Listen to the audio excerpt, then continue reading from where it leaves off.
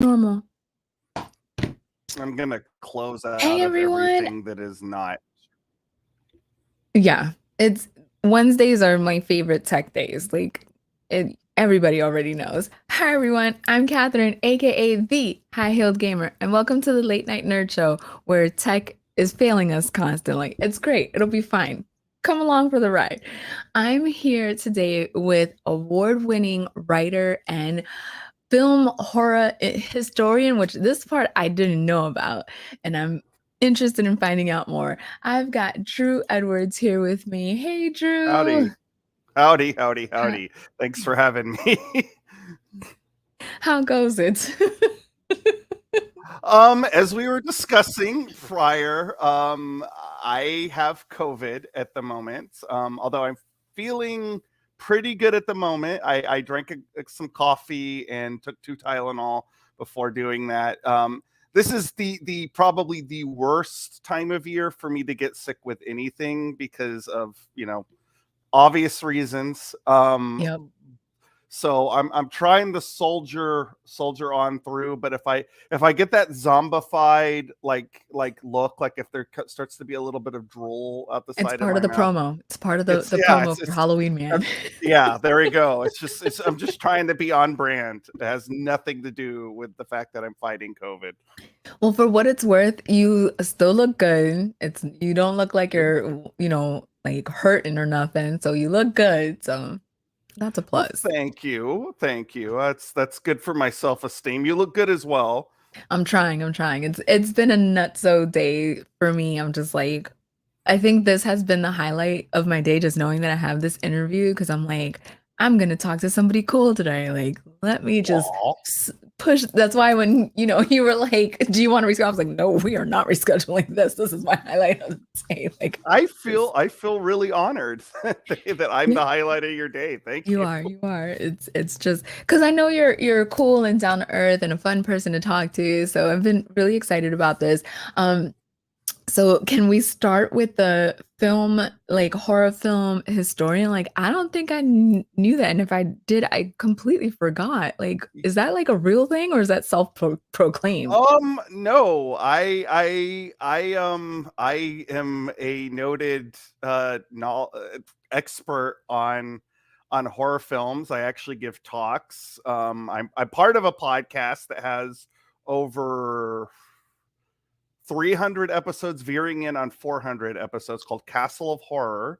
So, All right. but yeah, so and I I have probably seen one too many horror films. I've probably seen 100 too many horror films. I grew up in rural Texas. There wasn't a whole lot to do in between reading comics and playing Dungeons and Dragons.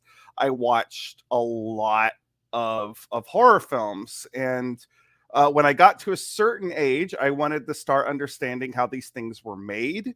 So I started reading books on filmmaking. I obsessively would read Fangoria because that it was the 90s, so that was the era that we were in. So I could Wow. learn how all these creatures came to life. And um surprisingly, people after a certain point, of being involved with the comic and everything, I would have libraries contact me about talking not just about the comic, but they'd be like, "Can you come in and can you give a presentation on Boris Karloff or something like that?" And I would put Wow. together a talk about Boris Karloff or Lugosi or George Romero, like any Dude, wide, that's just so cool. yeah. So it's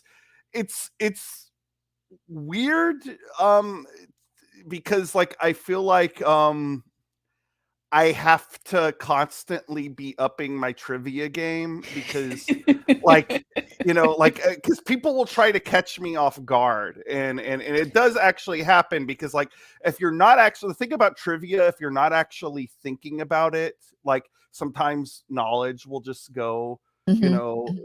of the so I before I do a convention or anything, like I will usually bone up on my trivia because like people will come to my booth and they'll be like, I'm gonna trip you up, Mr. Yeah, Drew Edwards. that's how And I feel about like the whole ever decides it wants to love me again. So I'm like a huge Hulk fan. And like I have this shrine to him, and like people are always coming up to me asking me questions like, when did this happen with the Hulk? And da-da-da, and like they're trying to test my knowledge. And I'm like, first of all, I'm old. Okay. I also like Star Wars. Like there's like a huge Star Wars shrine too. Like there's a lot of things that have to stay in my head. So yeah. like, do you have like horror movie buffs coming up to you, like trying to test your skills at this point? Oh yeah. And actually, sometimes there was one time a couple years ago where it was actually caught on camera, and I was a little embarrassed because I did get the question wrong, and then afterwards I realized that it was a simple data hiccup, so to speak. But I was being interviewed by a local horror hostess in Austin who goes by the name of Scara, and she asked me a question about which horror films have won the Academy Award. I might be misremembering it, and I rattled off a bunch of stuff about the 1931 Dr. Jekyll and Mr. Hyde Mm. because it did win some Academy Awards. But Yeah. again, I wasn't expecting it. So like I've told her if I ever go back on her show, I said I'll be doing You my have to horror redeem movie yourself. push-ups. Yeah, like you're going Ouch. down. But But it is sometimes it is the easy things that trip us up because we have like so much of this, stuff crammed in, and you just like your brain is going through files like where is that information? Like it's like seriously tough. So I know you probably get this question a lot, and I'm gonna ask it anyway. go Do you for it. have a top favorite like horror movie? That's kind of like asking my favorite kid. If I had kids, I'd be kind of like asking my favorite kids. Um Top so three then. I what I'm gonna do is what I'm gonna be. I'll tell you what I've been about while I've been under COVID-19 Okay. lockdown, Okay. because I've been nursing myself with a lot of vintage sci-fi and Ooh, horror. So I'm gonna go old school and got say it. like Let's these go. are good ones. So um first of all, Island of Lost Souls, starring Charles Lawton and Bela Lugosi. It's the earliest adaptation of the Island of Dr. Moreau. It is super creepy, black and white pre-code horror. Okay. Um, all right, another good one, Cowboys versus Dinosaurs, with Ray Harryhausen special effects. I don't think I've Uh, ever even heard of that. it's called The Valley of the Guanji, and it's from the late 60s. It's got that great Technicolor look, and of course, wonderful stop motion dinosaurs. And again, cowboys versus dinosaurs. Like, how could you go wrong with a scenario? True. So Valley of Guanji, that's Okay. another one that I've watched actually quite a few times. And then I just rewatched this for the upteenth millionth time last night, but it is a bona fide classic. Horror of Dracula from Mm. Hammer Studios. Peter Never. Cushing, Christopher Lee, can't be beat. It's iconic. So three different flavors of classic monster movie for you to put in your pumpkin So, pie this Halloween season. yes, I'm sending it to my sister. I don't do horror. My sister does horror. And to be fair, I do read horror books. I do play horror video games. I just can't do horror movies. I think it's like the realist, the realism of the movies that like freak me out. Whereas as a book and a video game, I'm more controlling it in a I, way. I get that. I do. I'm actually a lot of people assume because you're like, oh, you've seen millions of horror movies, you must be really jaded, to being scared. And it's like, no, I'm a very active participant when I watch scary movies. Like So you're still screaming. oh yeah, yeah. I'm there for it. I I like want to that. scream. I want to be engaged. I want to feel scared because that's fun for me. But perfectly understand if that's not everybody's bag of chips. Yes, yes. Hey, I'm here for a bit. Seems to have a migraine. I'll be ducking in and out for a bit. Hi, S Elkins. Do I know? I Okay. know who Okay. that is. Perfect. Hi. Perfect. I think they Eh, jumped in last time too. I'm sorry you have a Yeah, migraine, but thank you for being here. yeah. One last horror thing, and then we'll hop into. I know that you've been sick, but have you gotten to see the Disney Plus release of Werewolf of Night? I think it's called Werewolf by Night. by Yes, night. I loved it. I've watched it 3 times. That's one of the nice things about being sick is you get lots of times to watch uh monster movies on TV. I really adored that. I think they did an excellent job. I just want more. I immediately like Right? give me more Jack, Elsa, and Ted. Like I needed more of that like immediately. So I didn't really know like a lot of it going into it. And like I watched it with my husband and he was like, I don't know if I would like it like being black and white within the first like 2, 3 minutes. And I said, are you kidding me? I'm living for this right now because it's like they did it so well that it felt like it was straight out of old school. You know what I mean? Oh Like yeah. it didn't feel like it was like done um recently, and I Yeah. appreciated the hell out of it. It was so well done. I agree with you. Yeah, you do need to watch Werewolf by Night. So good. It was so well done. Like it surprised me. Because I was concerned that they were gonna mess it up, you know what I mean? Because once you try to do something like that, it's easy to mess up. But they had me hooked and I was like, I need more of this. Like this is I've so good.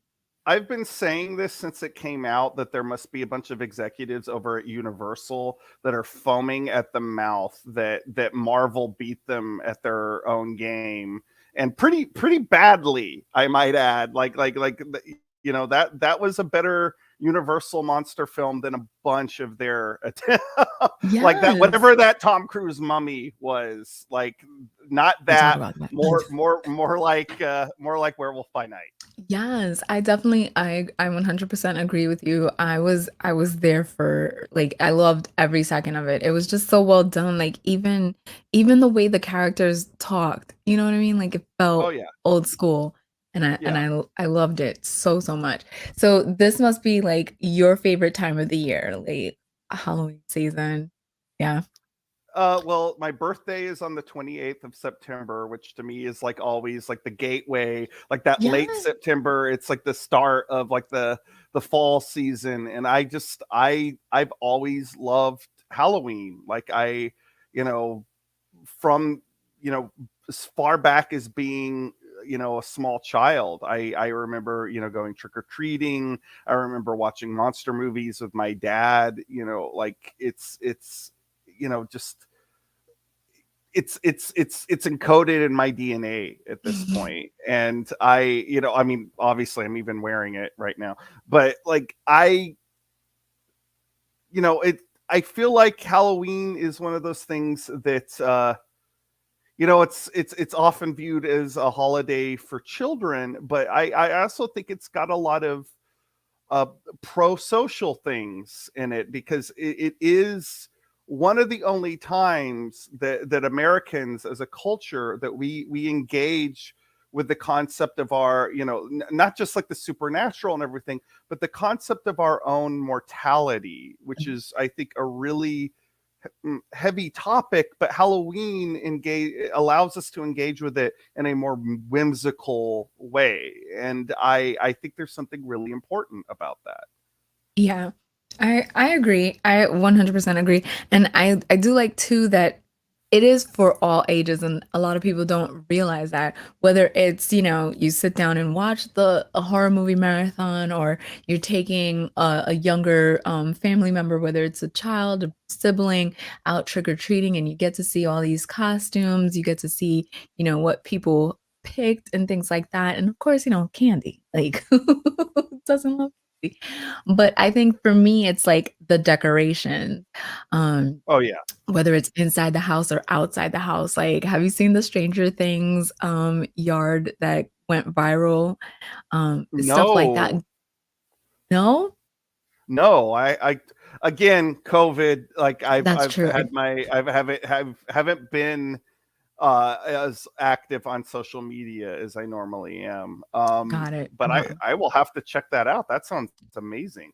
Yeah, and then like it was freaking people out so much that the neighborhood had to vote whether or not to keep it up or not.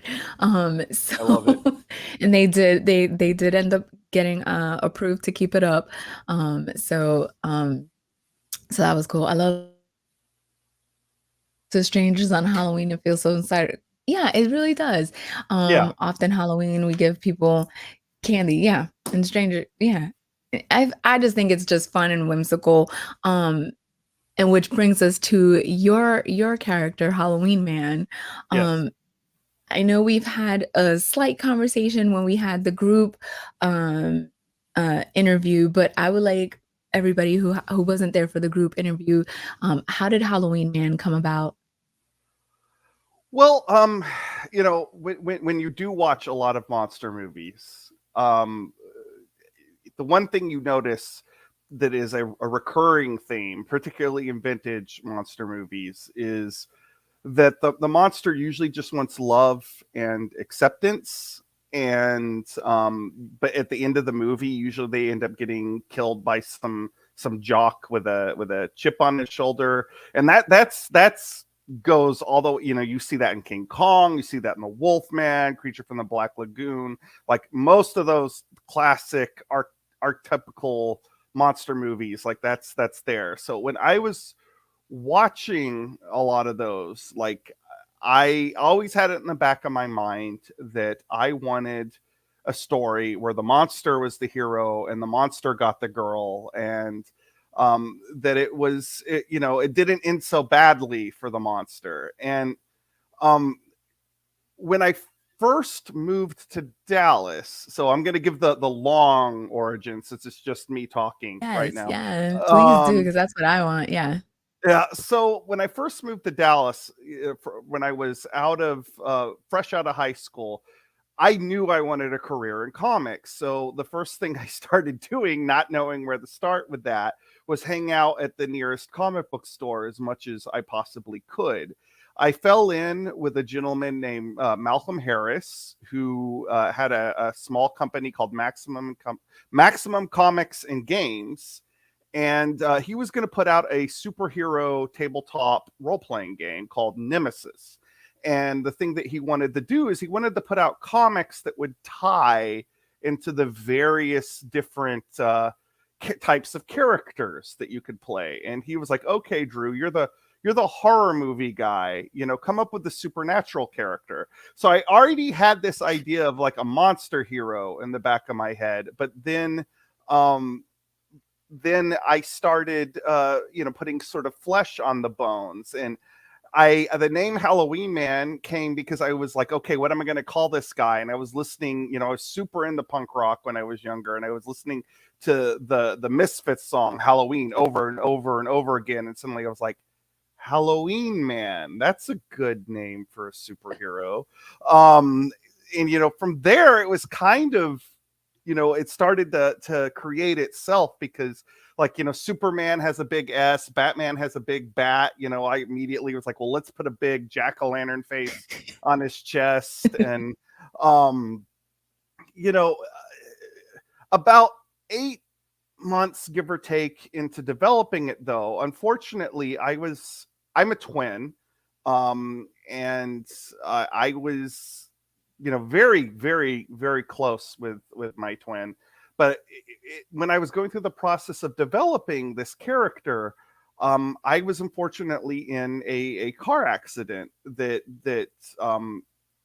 killed my twin. And that was very psychologically scarring. It was extremely damaging. And the comic suddenly took on this new life. It's um how I would motivate myself to get out of bed in the morning. It's what I would, excuse me, it's what I would do to keep myself from falling into such a deep depression. And it had taken on this new weight, this new importance. And I went to Malcolm and I said, look, I'm gonna buy, my part of the company out.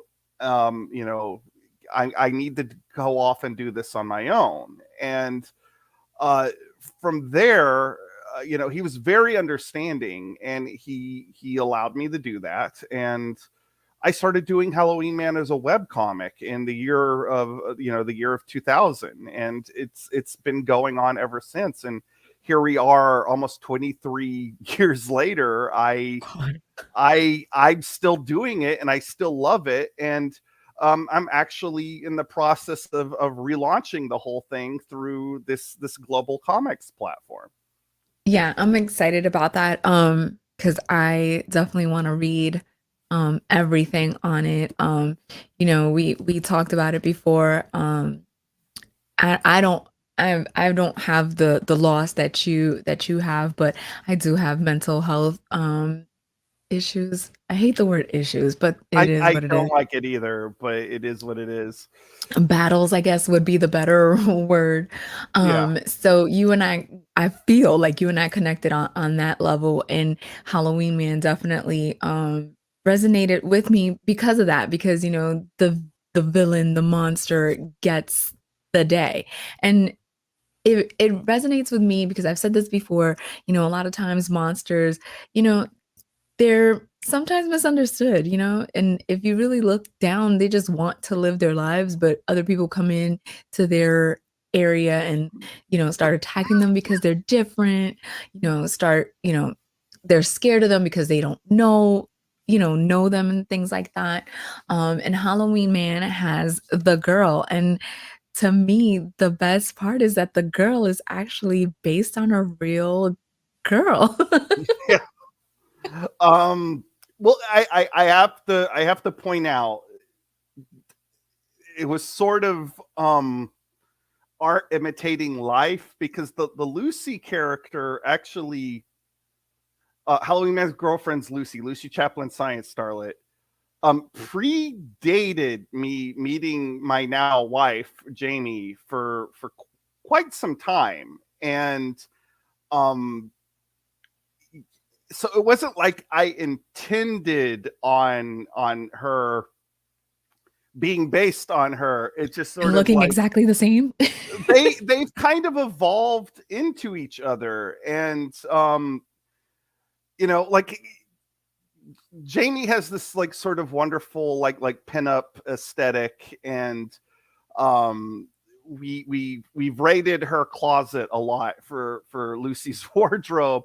And the thing that they absolutely 100% share is, Lucy's primary superpower is that she's like a polymath. If there's a skill, she can learn it, and learn it quickly. Jamie is very much that. Like, I can tell you, like, she's a musician, and we were on tour with her band Danger Cakes in Spain this one time, and we were staying overnight in a castle in a mountain in Spain. And she was like, okay, the oven in the kitchen wasn't set up, so she literally just looked up instructions on how to put together this oven, and put the oven together just like right there on the spot, like it was I would have nothing. starved. I Yeah. would have And starved. but that's how she is. And that's how Lucy is. Like, if she needs to know something, she'll learn it. And it's a very lucky superpower. But Yeah. Jamie is constantly amazing to me, and she's my muse. And Uh-huh. I'm just very lucky to be married to such an inspiring woman. To say that I had a jaw-dropping moment is an understatement, because I saw the Lucy character first, and then I saw your wife, and I was like literally like same exact look, same exact everything. And it was like I like, you have those characters that do tend to kind of look like real life people, but they look exactly the same. And I was just like, I was so shocked. How did she feel when she saw the character for the first time? Um, Or do you remember her reaction? so there was a particular drawing where I feel like was like the full on collision of Lucy and Jamie that my friend Terry Parr did, and it had Jamie has very striking eyes, and Lucy had in those, in that drawing, she had her eyes, and Jamie's mom commented on it on Facebook going, that's a drawing of Jamie, that's a drawing of Jamie. um and another, I guess, a good example of this is when my editor Russell Hillman, who it lives in England, so we don't get to see each other in person that often. When he first met Jamie, he was like, if I had to draw a girlfriend for you, this is who I would draw. She, to her credit, um, she didn't quite know how to take the whole thing at first, especially the first few times she started going to conventions with me. And I guess she didn't realize that people sometimes get crushes on comic book characters, and so people would come up to her and they would act like they were talking to Lucy, Aw. and that took some getting used to. Like now she finds the whole thing, fun. And but she wasn't in that, like, that sort of comic book culture the way you and I are. Like, it was like a learning thing to Oh, her. She's a musician. She came from a music background.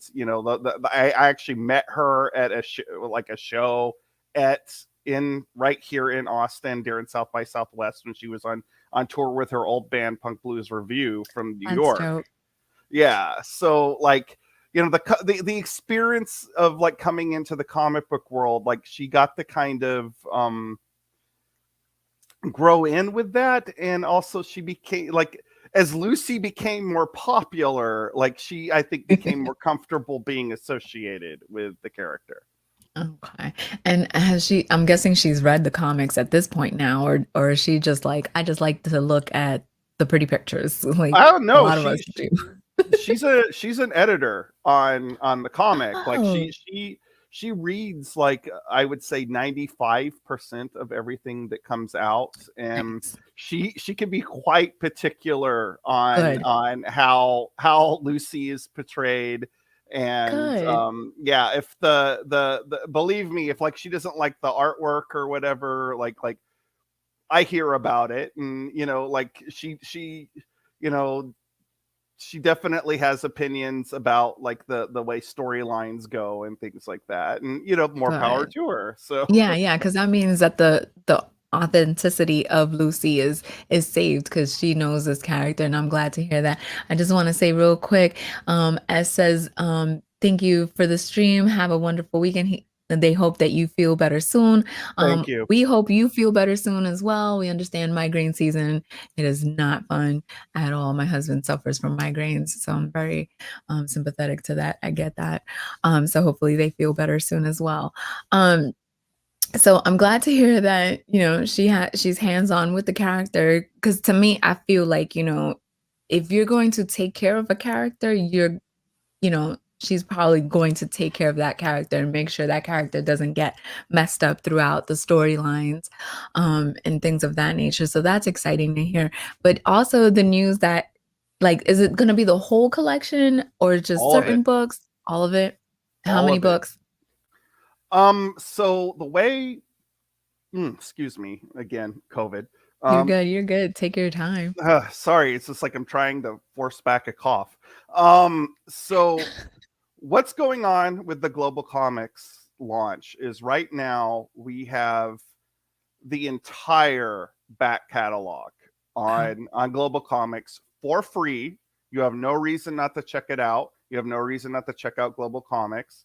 They're is I believe the way we've broken it down is I've put everything that was a story arc together. Okay. So like you're not going to look at it as like individual issues because that would have been difficult because a lot of these comics were originally web comics. So they weren't put up in terms Oh, of that's like right. I forgot this about is that. issue 1, this is issue 2. So what I've done is I've put up everything in like if this is a story arc, if you would like I want to read about vegetarian vampires, like I want to read that story, you can dive in, you can read that story, you can move around in this universe at your own pace. Or you Perfect. can read it in canon order because it is actually in the order. Unlike how it was on Comixology, I might add, like this is the order that it was meant to be read. So like That's you dope. can choose you choose however you want to do it. Like you can start with part 1, or you can dive into part 35, and you're good to go either way. Oh, I like that. I like that a lot. That's actually really helpful to know because like I said, I am planning on doing the Halloween Man deep dive um adventure because I just like, the whole purpose of him. You know what I mean? Wow. Well, thank you. How he came about and then the story itself. It's so different and fun. It's kind of almost well, I don't want to say quirky because it's not necessarily quirky. It's just it's fun, I guess. Is the It real is word. it is it is fun, and I think that's a good, because I think sometimes when I tell the heaviness of how I got into doing this, people assume that it's going to be a drag to read, and it's not. Like Mhm. you're fun, it is fun, as you said. And honestly, like looking at the older stuff, what I was struck with is how much the characters have like evolved over time, because like some of those comics were not comics that I had looked at in quite some time, and then I was like Oh, putting them together for the Global Comics site. And like the Halloween Man character in particular, like if you look at like those early stories, he's a much more abrasive character than he kind of, I guess, the way you see those like early Ben Grimm or early Hulk stories where they are like really abrasive early on. Like I still think about the Hulk, like storming out of the Avengers mansion in issue 2 of the Avengers. Like he's much more in that. He's wow. much more of a hothead. And I was like, man, who wrote this guy? Not the same guy that wrote this one now. I like that Yeah. that he's evolved. I'm looking forward to seeing his growth throughout it. So since you say it like that, I guess you didn't realize that he evolved in that way. Some of it was deliberate, but Okay. some of it was subconscious, because I think as I have I have gotten more secure with myself as a, first of all, a mentally ill individual, but also, more at peace with my trauma, I guess. I think that the character that is sort of a visual representation of my trauma, I think he in turn has I've become kinder and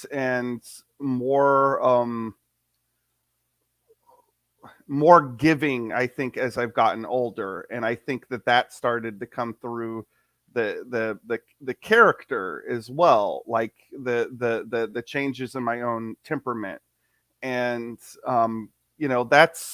that's a good thing, by the way. Yeah. Like characters should be allowed to change, and we as people also should change. So it was fun to go back and look at that stuff and sort of see myself reflecting through. Like there was definitely stuff in some of the earlier stuff that I don't know that I would right now. But like that's also what's interesting when you look at your own work over time. I think that's part of the cool stuff whenever I hear a character based off of a real person, and especially when it's the writer themselves. I like to see how they see themselves, because we all have our own different perception of each other and of ourselves. But when you write, it it's it's like almost a diary, right? Yeah. You tend to pour out your feelings, your emotions, your thoughts, everything. And I like to hear how, you know, uh, just like Halloween Man and you both evolved together. And I think that's pretty dope. Has so along with that, has your writing definitely like improved, stayed the same, or is it just the wording that has changed? Okay, so I'll break this down into a few different compartments here. Yeah.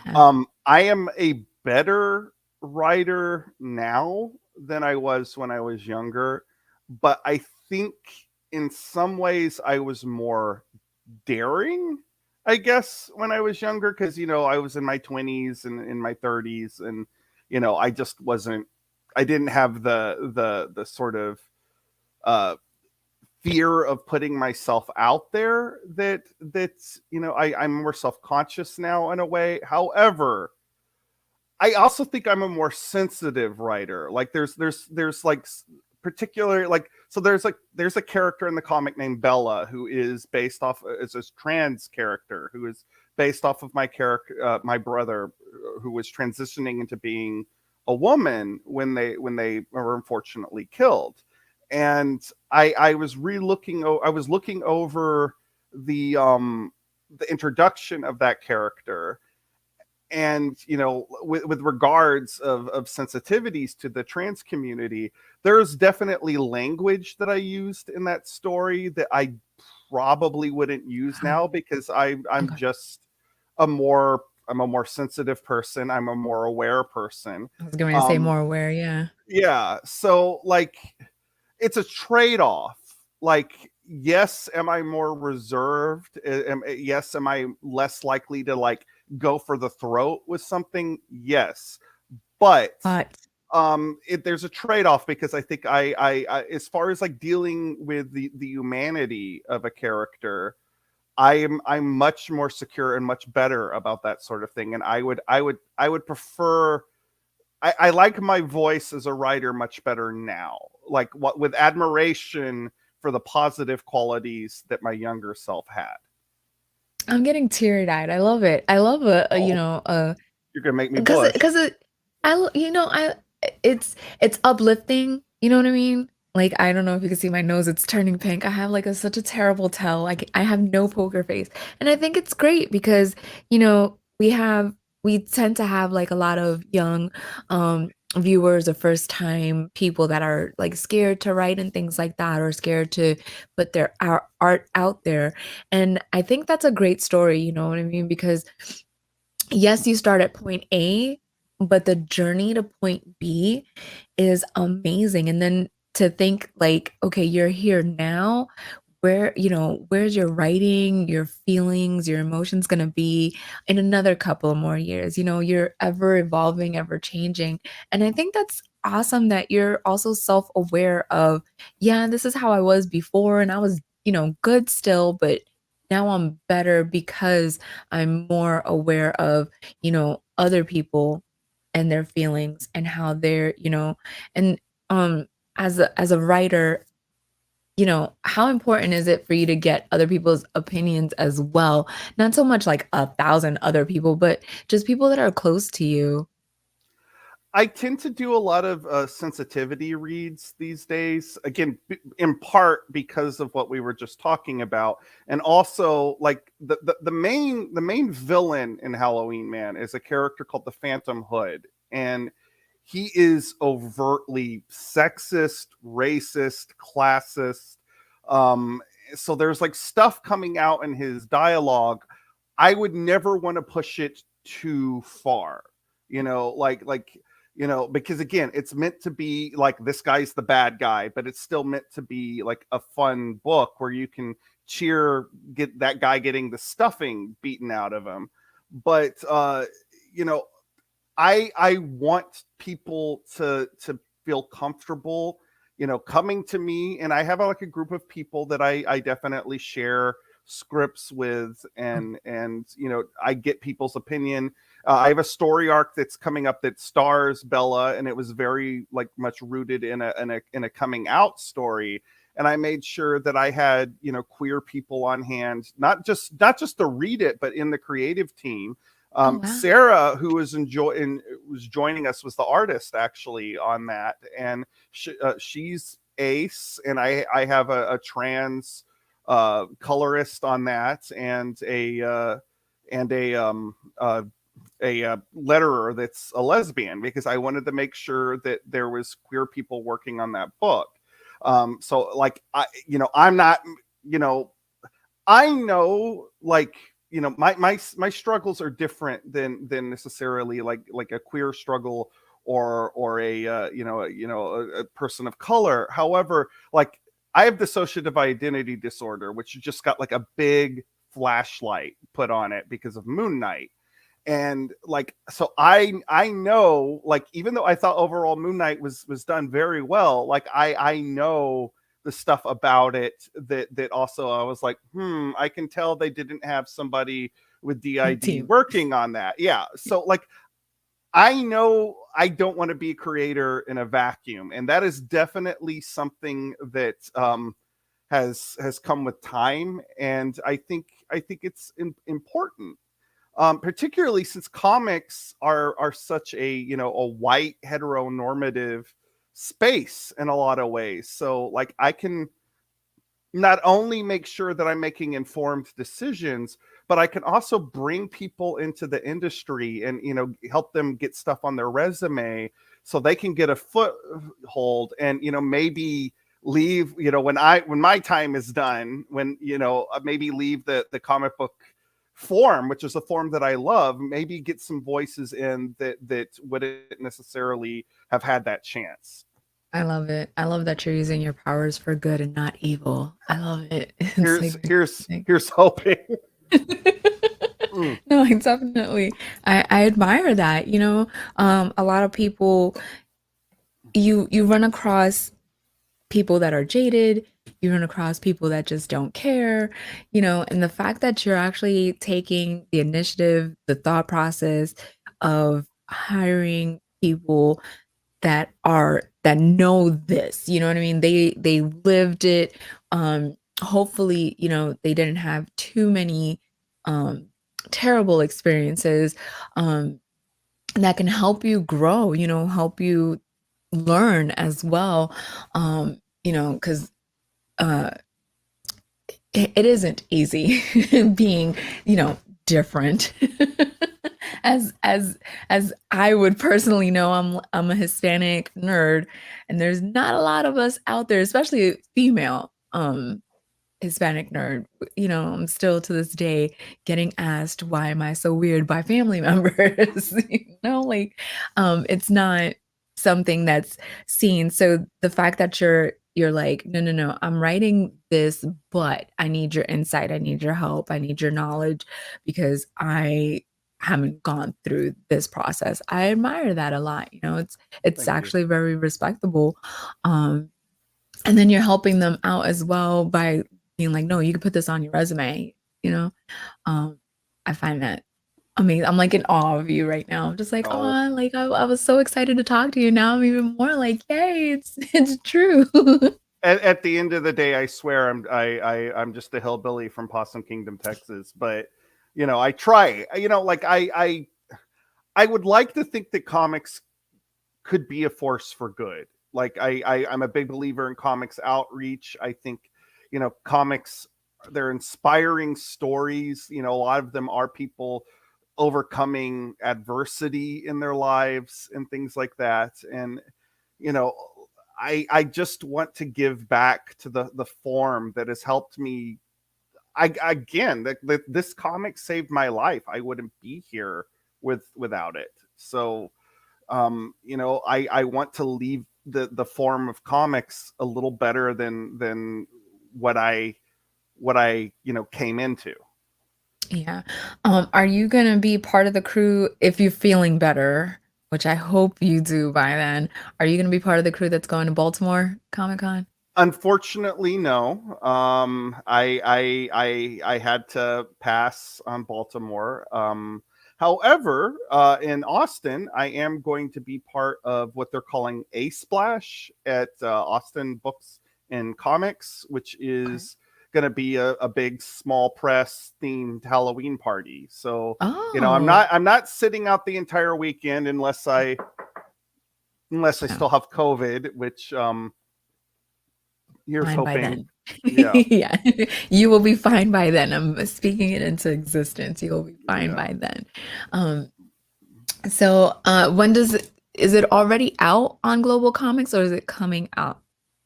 So right now there is all of what we would call like the classic Halloween Man, Okay. like everything from the web comics era to like the last few issues that were up on Comixology are now on Global Comics. They are Okay. free. Now. We have all of the Lucy comics as well, also available on there. Also, if you want to keep, please go on Global Comics and follow us so you can get the updates because we're going to have two new Halloween Man comics coming out by the end of the month. One being the Halloween Man meets the Latex Avenger, the comic that we talked about last time on the show, and the other being a story called Halloween Man the Broken Man, which is our take on Dr. Jekyll and Mr. Hyde. And Oh. I was prior to jumping on with that, I was just approving pages, and that sucker's gonna slap. I tell you, like it looks Oh. so good. So, um, please read Halloween Man, follow Halloween Man on Global Comics. Global Comics is an amazing platform for indie comics, and I am excited to sort of be their ambassador this season. That's dope. I'm definitely gonna follow that. So I read like my favorite, if I had to pick like a favorite monster horror person thing, it would be Dr. Jekyll and Mr. Hyde.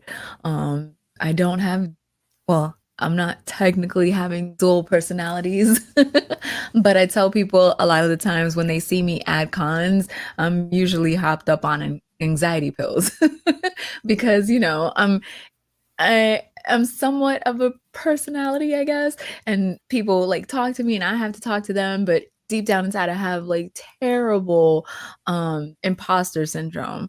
Same. So Dr. Jekyll and Mr. Hyde, it just speaks to me. So the fact that that's what's coming out excites me. I can't wait to see your take on that.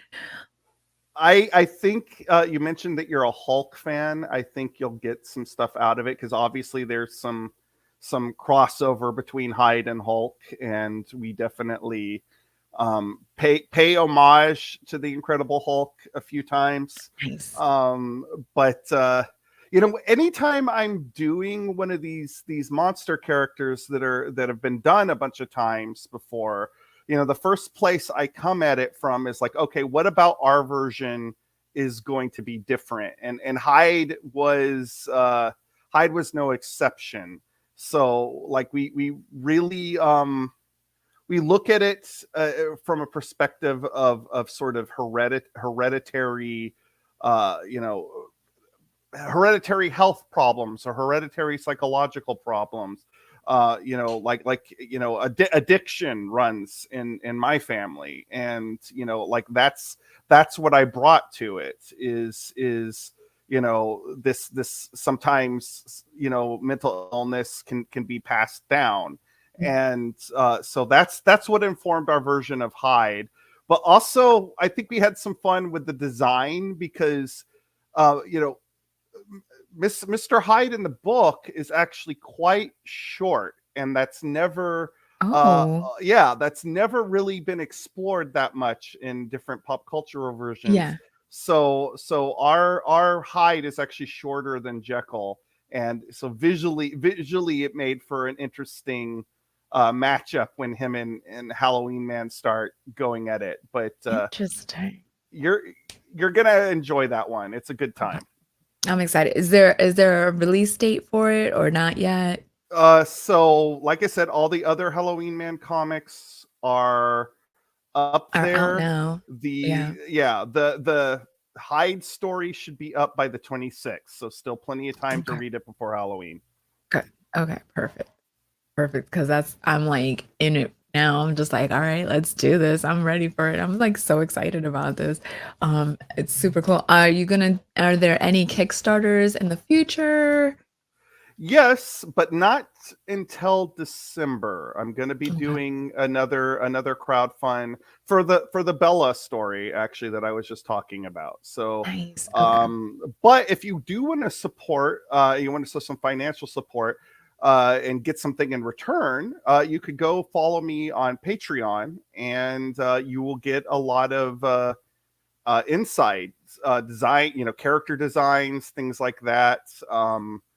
You get to be part of exclusive fan chats once a month. So, Awesome. definitely check out my Patreon if you We're gonna want put a to. link in the description for that Patreon, definitely. Let's Cool. get that. Let's get some Patreons out there. Well, sad to say that we've come to the end of the show. Like usually I go 30 minutes. I'm almost at an hour with you, Drew. Like you know, I'm a big fan. I don't know if you know that, but now you do. Thank you. I'm a big fan. I've been looking forward to this conversation all day, and it did not disappoint. It definitely has stayed the highlight of my day, and I appreciate you taking the time, even though you're not feeling all that well, to talk to me and promote Halloween Man, all the comics. Guys, you got to read it with me. Like I'm hopping on to Global Comics and reading every single one. You should do the same with me as well. Drew, thank you so much for taking the time to talk to me. Let me wrap up the show real quick. Eventually will love me. As always, guys, thank you guys so much for stopping by and tuning in. All the links for Drew, the Global Comics, his Patreon are going to be in the description. I'll be back next week with another special guest. Thank you, everybody, for stopping by and tuning in, and we'll see you guys later. Bye, everyone.